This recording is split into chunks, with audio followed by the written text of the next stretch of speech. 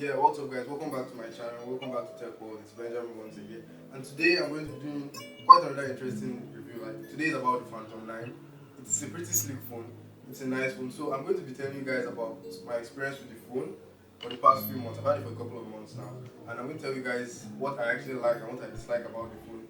But trust me, after the review, I think you actually consider actually getting one of these. So if that sounds interesting, let's hop right into it. Okay, the phone is pretty slick around all the edges. Like from the front, it features the AMOLED display, which is not like the Retina display, but very clear. To me, I actually like it. It's very slick. The phone is pretty fast, 6 gig of RAM, what do you expect, and 128 gig space, storage space. The back, I just like the gradient from purple to blue. It uses a polycarbonate material for this, so it's very slick and somehow glossy, but very nice. At this side, the right side, it has the power button and the volume up and down button. Yeah, the other side basically clear, just has the same slot. So it has one SD card spot and two SIMs. The front just has a speaker and under a secondary speaker. Now it doesn't have a Type C port, it's just a normal USB, which isn't so cool. I actually expected it to come with a Type C port, and it also has the speakers under and the conventional headphone jack, which isn't cool for me because like everybody's already using the AirPods. AirPods are out for basically everything. Samsung is also doing theirs, Google, and just for me to come and look and see that this sleek, cool phone has its own headphone jack, which wasn't very cool.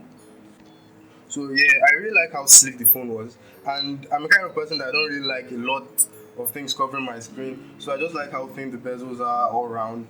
Yeah, and they have this notch which was pretty cool. Looks like a drop of water or something. I actually liked it, but I also discovered in the settings you can actually configure it if you're not my kind of person that likes everything being so sleek. So you can basically configure it and display it and choose to remove the notch or put it back. So yeah, that's how it looks when it's back, and that's how it looks when it's gone. So I pretty like how cool it is, and yeah, it runs on the Android 9 Pie, which is also a very cool feature. But one thing that was also interesting was the three cameras at the back. The first camera is a 2 megapixels camera with an f1.8 depth sensor. The second one is a 16 megapixel f.1 main camera, and it's pretty cool. It's actually very nice. And the third camera is the 8 megapixel f2.4 wide angle lens. It doesn't have a telephoto lens like the iPhone 11, but it's pretty manageable. It's also cool. The front camera is also mind blowing. It has 32 megapixels, which is pretty high.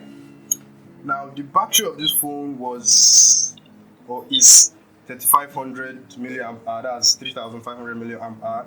It charges to 100%, from 1 to 100%, basically for like 2 hours 22 minutes, which is also pretty cool. It doesn't support fast charging, yes, but it's actually very nice. So three cool features about this phone. Firstly was the cameras that we mentioned earlier. That was pretty cool. Another feature is the on-screen fingerprint,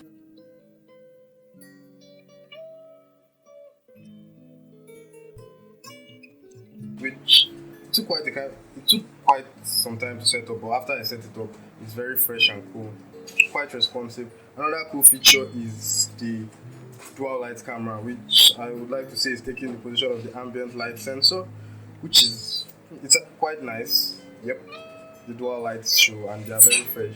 The pictures with the 32 megapixel camera in front actually makes it very nice. Okay, its display, like I said earlier, is the AMOLED display, which is very clear. That's 2340 by 1080p AMOLED display, and it has 403 ppi, which also makes it very clear. And it also runs an octa-core processor. To me, this is the best phone that Tecno has produced so far, and we hope to see more of this from them. So yeah, I hope you actually like the phone. So guys, for me, the review on this phone, I actually enjoyed using this phone for the couple of months that it's been out. It's very sleek, it's very nice, it's very cool. And yeah, if you have 80K, I'll actually advise you to get this one as to actually getting the iPhone or the iPhone 11 that has been out for a while too. I'll actually recommend you to get this one if you're running on a budget. Like it just costs 80K. If you convert it to dollars, it's about $220. Way cheaper than $1,000 that you can get the iPhone, and also way cheaper than the phone I actually used for my 5G review, which cost about 1,600. That is the Samsung S10 5G. Yeah, it's pretty expensive, but if you're actually looking for a budget phone, I'll actually advise you to get this one. It's cheap and you have a lot of cool features. So yeah, thanks for watching. I hope you like this video. Catch you guys in the next one. Don't forget to like and subscribe and leave a comment concerning what you want to know, what next I should release. Yeah, thank you guys. Peace out.